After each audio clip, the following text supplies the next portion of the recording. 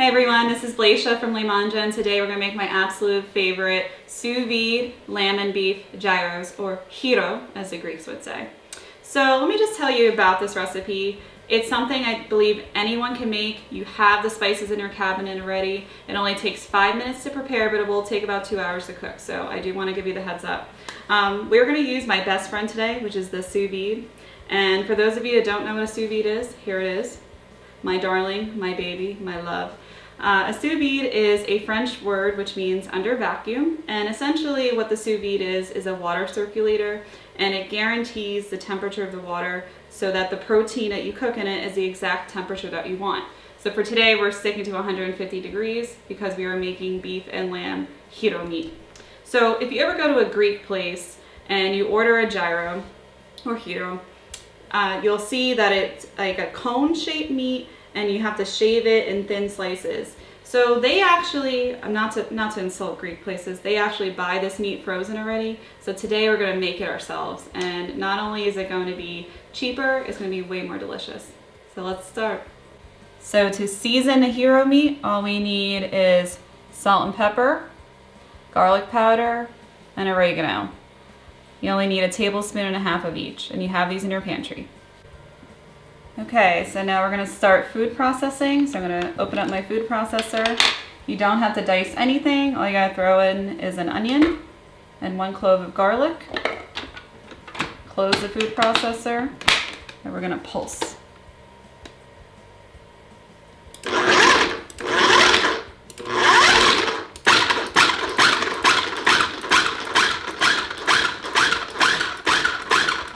And once everything's minced, then we're going to add our meat.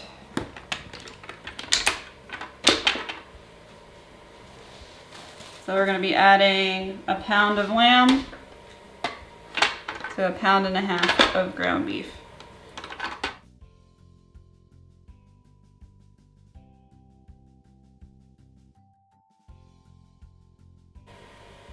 Okay, so we're going to add our seasonings, salt and pepper, garlic powder,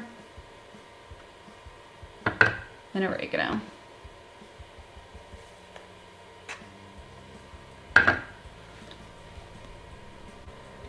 Then we're going to close the lid. We're going to pulse on high.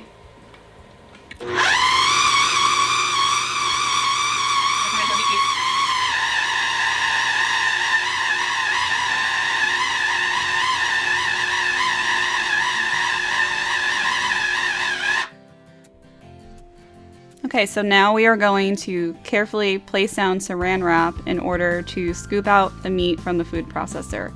Try to use a good spatula so you can get every piece of meat. Now the reason we are using the food processor is in order to carefully incorporate all the ingredients. The garlic, the onion, the spices, it makes everything very even. So at this point we're going to scrape it out, put it on the saran wrap, and we're going to form it into a log. If you like, you can form it into a cone if you want to keep it consistent with the Greek doner kebabs. Now we're going to place another piece of saran wrap on top and begin to form it into the shape of our choice. I like to use my palms and spread them outward so that I can evenly distribute the pressure in order to make a perfect shape.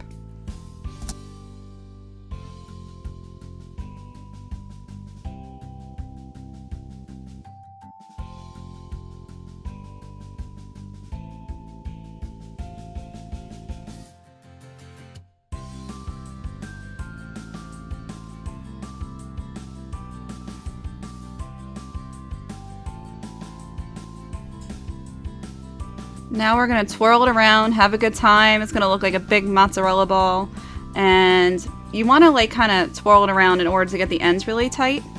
That will make sure all the meat is sealed. And at this point we're going to transfer it to a piece of parchment paper. And the reason we're going to use parchment paper is because we want it to be able to easily slide into the vacuum sealed bag. Plastic does not like plastic, so it's always good to use a different texture of paper in order to smoothly slide the meat into the vacuum seal bag.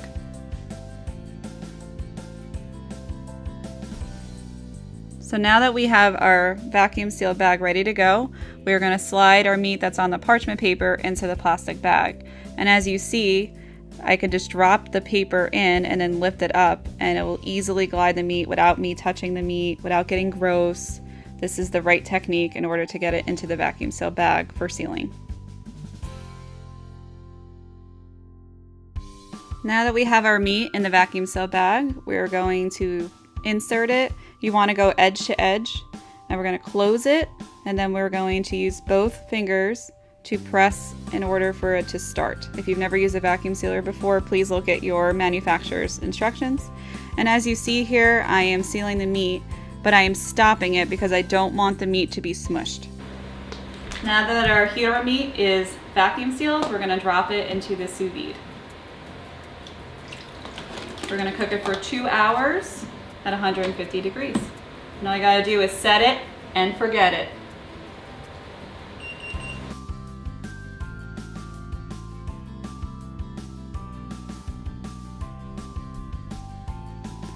While our meat is cooking, we're going to get everything prepped for our tzatziki sauce. So we're going to cut the lemon in half.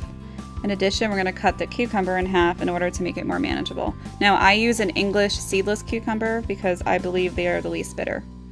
After that, you're going to use your peeler in order to take off the skin. And once you do that, we're going to shred it with a microplane or whatever grater you have. In addition, if you're going to be using fresh dill, you're going to also want to mince that at this time, but I personally like to use dried dill. You may be asking yourself, what's the dill with dill? Well, in my opinion, dried dill has a more stronger flavor, and I do like fresh dill for like a salmon, but when it comes to tzatziki sauce, you want really strong, bold, forward flavors. So I personally like to use dried dill. But hey, if you want to use fresh, you do your thing. Okay, so now we're going to make the tzatziki sauce, which is absolutely delicious and so easy. So you saw I already grated the cucumber. The next thing we're going to need to add is yogurt. If you're doing low carb like I am, use this brand. It's called Too Good. Too Good only has 2 grams of sugar and 2 grams of carbs. Other yogurts are really high. If you're not on the keto, low carb diet, don't worry about it, but I just want to let you know that there are options. So we're going to do 2 cups of yogurt. We're going to measure this in the same container. And please use Greek yogurt. You don't want to use anything flavored. And Greek yogurt is very thick, which is what you need for this. And then once we get our yogurt in, we're going to add our acid, which is the lemon. And we're also going to add dill, which is the herb that makes it just so unctuous and delicious.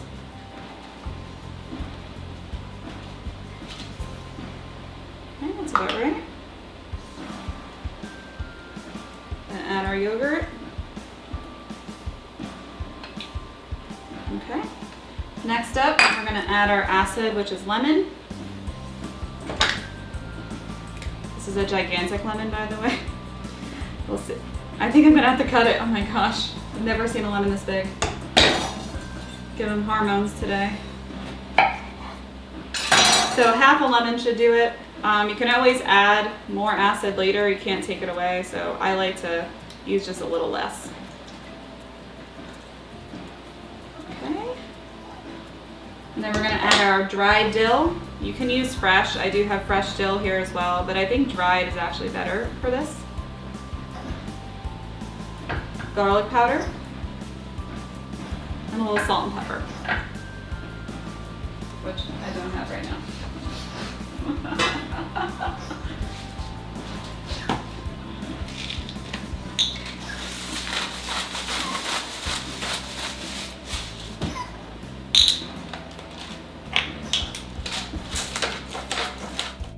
Now that we have all of our ingredients for the tzatziki, we need to whisk it and make sure everything's incorporated perfectly.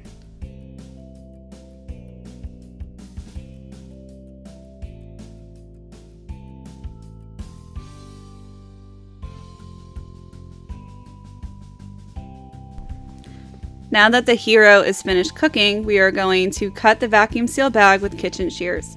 Now you're going to want to use some tongs in order to take the meat out, and you want to drain it on a paper towel. The reason I love the sous vide is because the meat stays so juicy and succulent. Can't wait to dig in.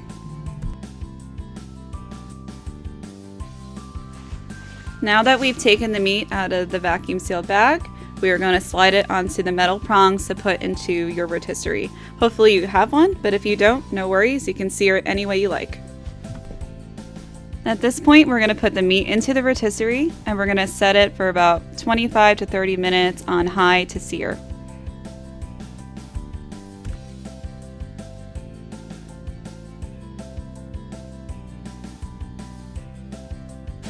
So I think the rotisserie is one of those underrated machines that nobody has. Everybody's all about the Instant Pot, the air fryer. Let's throw it back to the rotisserie. The rotisserie is a gem. I think it is so useful, so practical. You can make anything on it. You can do ribs on here, chicken, shrimp, any kebab, any meat that you think would be great with a nice sear on all sides evenly. This is your pick. 20 bucks, Facebook Marketplace, no better deal. And even if you don't get lucky like I do, you can get these easily for about 50 or 60 bucks. Ronco is still around. He is still with us. Yes.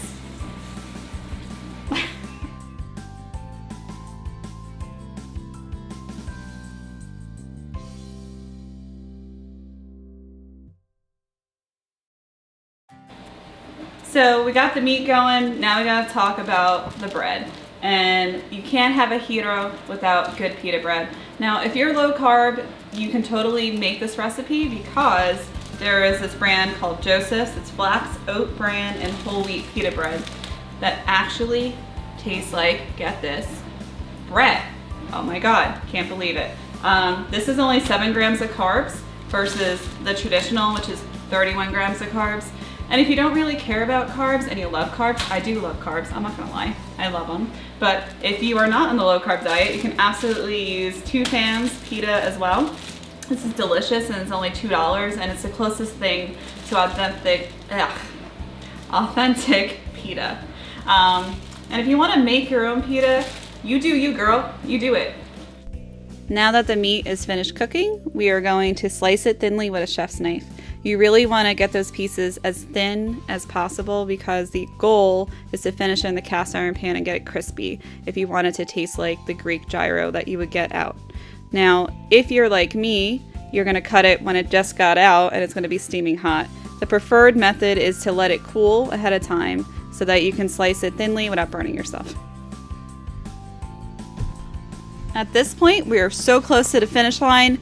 We need that cast iron pan to do 2 things. The first thing is we're going to heat up our pita bread. We are going to heat up our pita bread on both sides for about 30 seconds with a little bit of olive oil to get some golden brown color.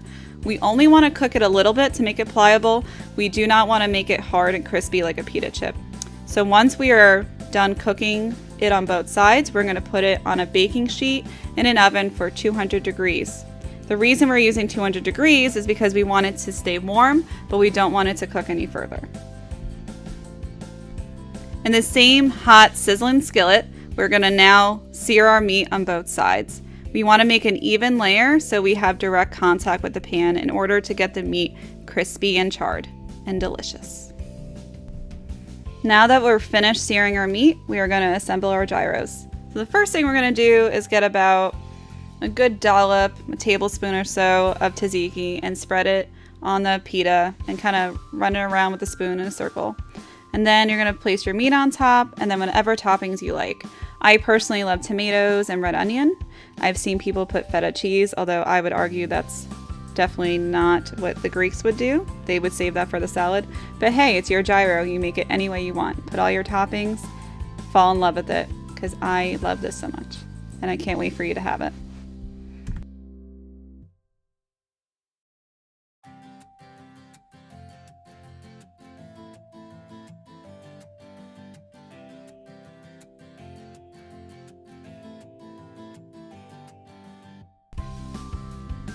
To me, a gyro or gyro is street food. So in order for me to enjoy it the best, it needs to look like it came right off of a cart. So we're gonna get a piece of foil, we're gonna tuck it underneath, we're gonna pinch the bottom, and then kind of wrap the foil around it. Think of it as a bouquet. Isn't it beautiful? Thank you so much for watching. We hope you enjoyed this video. We had so much fun making it, and we hope that you make that gyro soon. If you like what you see, please like and subscribe and let us know in the comments what you'd like to see next. See you next time.